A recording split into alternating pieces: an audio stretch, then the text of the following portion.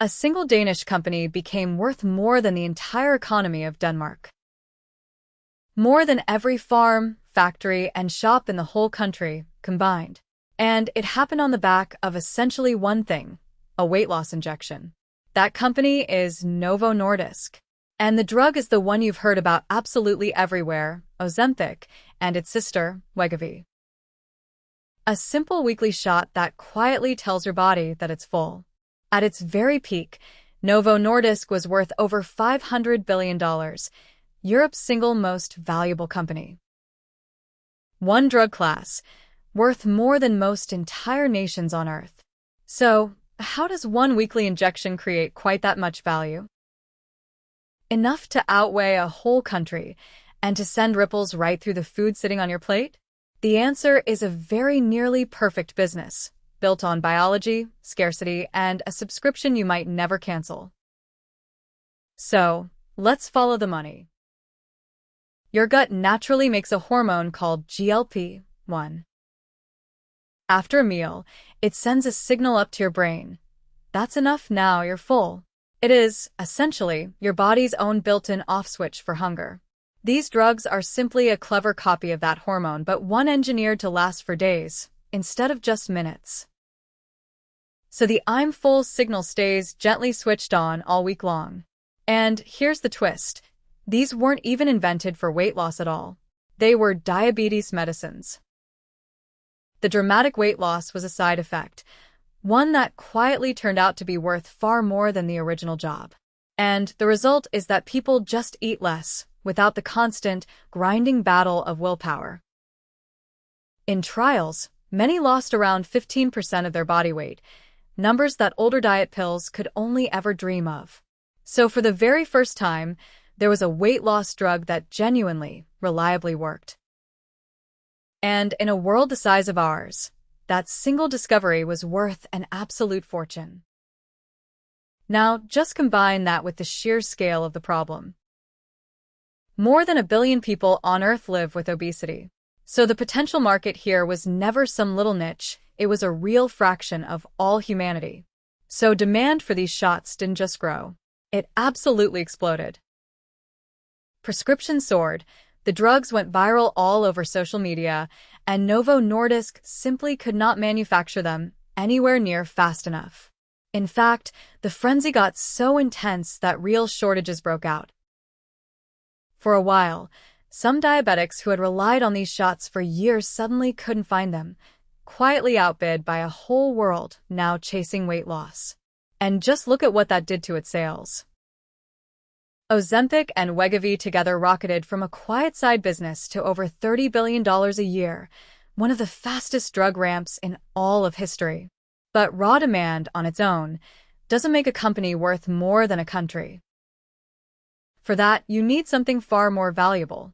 You need demand that simply never, ever stops. And here is the quietly genius part of the whole thing. These drugs are not actually a cure. They manage your weight only for exactly as long as you keep on taking them. Stop the injections, and for most people, the hunger comes flooding straight back, and so does much of the lost weight. That handy little off switch simply flips back off again, which means this isn't a one-time sale at all. It's a subscription, potentially for the rest of your life. A recurring payment, month after month, year after year, just to stay exactly where you are. And recurring revenue is the absolute holy grail of business. A medicine that you may simply need to take forever is about as recurring as revenue can possibly ever get. And then, on top of all that, there's the price. In the United States, these drugs have listed for around $1,000 a month. For what is, in the end, a tiny amount of liquid inside a little plastic pen. So why on earth is it so high? Because for years, there was almost no competition at all. Really just Novo and one single rival, Eli Lilly, both holding tight patents on the only shots that actually worked.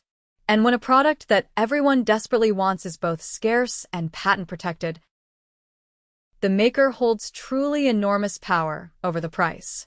People will pay almost anything they have to get it. So, huge demand, a forever subscription, and serious pricing power. Put all three of those together, and you get one of the most profitable products that modern medicine has ever seen.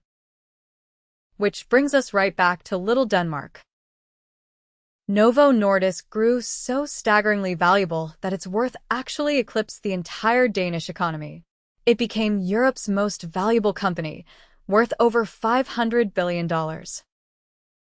A single firm, outweighing the combined yearly output of nearly 6 million people. In fact, it got so big that it genuinely distorted the national statistics.